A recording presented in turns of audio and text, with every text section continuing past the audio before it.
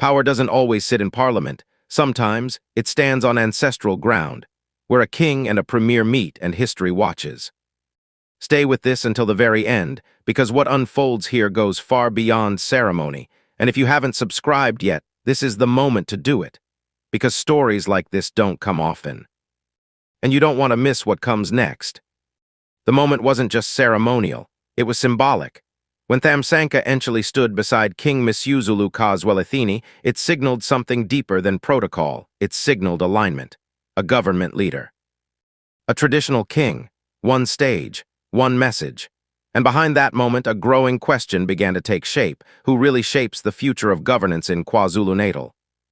The official opening of the Provincial House of Traditional and Khoi-San leaders wasn't just another date on a calendar.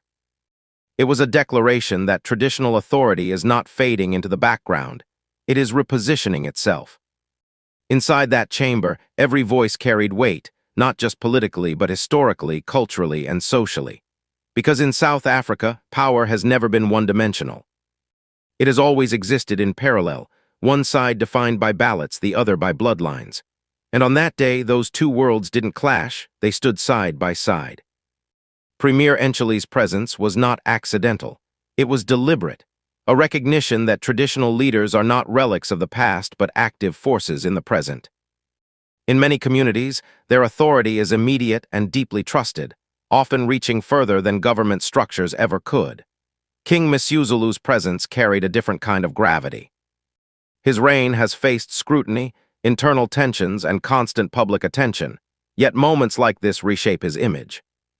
Standing within a formal governance structure, he was no longer just a symbol of heritage. He was part of a living system influencing direction and decision-making.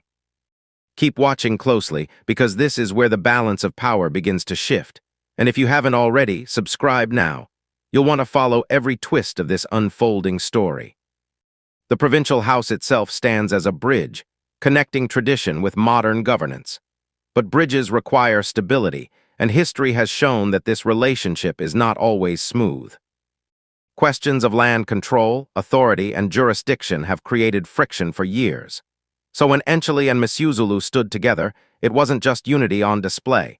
It was negotiation in motion.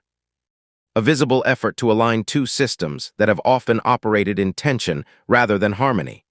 The inclusion of Khoi-San leaders adds another dimension entirely. For generations, these communities have pushed for recognition, and this platform signals a shift. It acknowledges voices that were once sidelined and brings them into a structure where they can no longer be ignored. But recognition alone is not enough. The real question is whether this institution will hold influence or remain symbolic. Will it shape decisions or simply witness them? Those answers will define its legacy. For Ntuli, collaboration with traditional leaders strengthens political reach and builds trust where it matters most. For Misuzulu, it expands his influence beyond tradition into governance. It is a partnership with potential, but also with risk, because the more these roles intersect, the more complex the balance becomes. Too much overlap raises concerns about neutrality, while too little makes cooperation meaningless. The space between those extremes is where the real challenge lies. As the ceremony unfolded, it became clear this was not about honoring the past. It was about shaping what comes next. Authority, influence, and identity were all being redefined in real time. In KwaZulu-Natal, leadership is not just elected. It is lived, inherited, and deeply embedded in communities. That reality cannot be ignored, and moments like this prove it. The opening of the Provincial House marks a new phase, but what follows will determine its true impact. Whether this becomes a turning point or fades into routine depends on what happens after the applause ends. And as those doors opened, one quiet truth remained: power is no longer divided.